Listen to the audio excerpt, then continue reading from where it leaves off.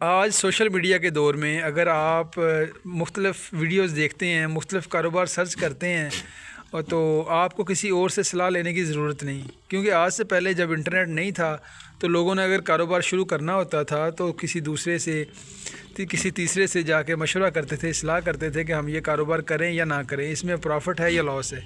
لیکن آج ہماری صلاح مشورہ جو ہے وہ یوٹیوب پہ یا فیس بک پہ یا انٹرنیٹ سے ہی ہو رہا ہے، اور مختلف لوگ وہاں پہ ویڈیوز اپلوڈ کرتے ہیں، نفع نقصان بتاتے ہیں اور آپ اس کو سٹارٹ کر دیتے ہیں۔ آج کی ویڈیو میں ہم دیکھیں گے کہ یہ بکری فارمنگ میں کیا پروفٹ ہے، کیا لاس ہے، کیا آپ بکری فارمنگ کر سکتے ہیں یا آپ کوئی اور کاروبار کر سکتے ہیں۔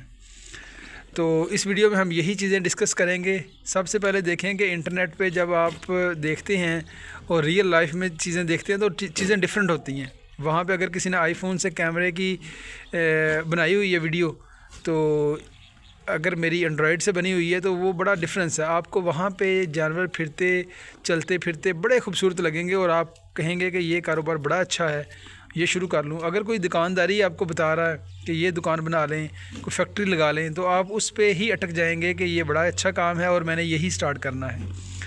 یہ ایک میں کہتا ہوں بہت اچھی چیز ہے۔ آج انٹرنیٹ کے ذریعے ہم نے بہت سارے کاموں کو آبزرو کر لیا ہے، کسی سے پوچھنے کی ضرورت نہیں، ہمیں ریئل ویوز میں مل جاتی ہے اوپینین کہ کیا ہمیں یہ کام کرنا چاہیے یا نہیں کرنا چاہیے۔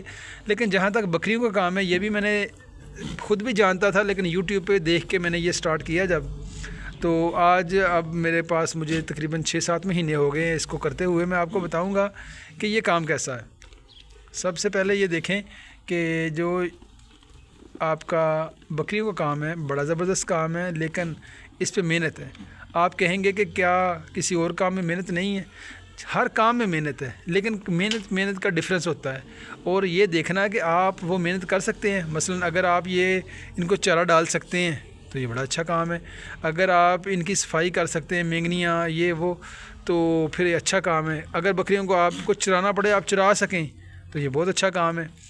تو ہر کام میں کچھ فائدے ہوتے ہیں، کچھ نقصان ہوتے ہیں۔ مثلا اگر آپ دکان کھولتے ہیں تو آپ کو ٹائم دینا پڑتا ہے، صبح سے لے کے شام تک گاہکوں کا انتظار کرنا پڑتا ہے۔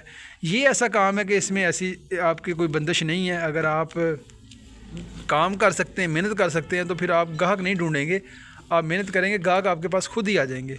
باقی جہاں تک ان کے پروفٹ اور لاس کا تعلق ہے، دیکھیں یہ حلال چیز ہے، اللہ تعالیٰ نے اس میں پروفٹ رکھا ہوا ہے۔ یہ انبیوں کا کام ہے، نبیوں کا کام ہے۔ ہمارے جتنے بھی انبیاء تھے وہ یہ کام کرتے رہے ہیں۔ تو اگر آپ محنت کرتے ہیں اور ان کی پراپر ان کا خیال رکھتے ہیں، جانوروں کا پراپر ان کی خوراک اچھی کرتے ہیں، ان کو سردی سے بچاتے ہیں۔ گرمیوں میں تو یہ یعنی کہ کوئی اتنا پرابلم نہیں ہوتا، لیکن سردیوں میں یہ سردی سے بچاتے ہیں اور ان کی جو رہائش ہے وہ اندر سے خشک رکھتے ہیں، تو یہ پروفیٹیبل کام ہے۔ بکریاں میرے پاس ابھی انہوں نے ڈلیوری دی ہے 5 بکریوں نے، تو یہ 2 بچے ایوریج انہوں نے دی ہے، تو 10 بچے ہیں ماشاءاللہ، اور وہ ماشاءاللہ بڑے صحت مند ہیں اور خوبصورت ہیں، وہ فارم کی رونق ہے۔ لیکن یہ ہے کہ وہ بچے ہمیں نظر آتے ہیں، لیکن ان کے پیچھے دیکھیں 5 مہینے ہم نے بکریوں کو سنبھالا ہے، ان کی کیئر کی ہے، ان کو خوراک دی ہے، اور تب جا کے وہ بچے ہوئے ہیں۔ باقی یہ ہے کہ ان کی اگر بچوں کی کیئر کریں گے تو وہ ہمارا پروفٹ ہے۔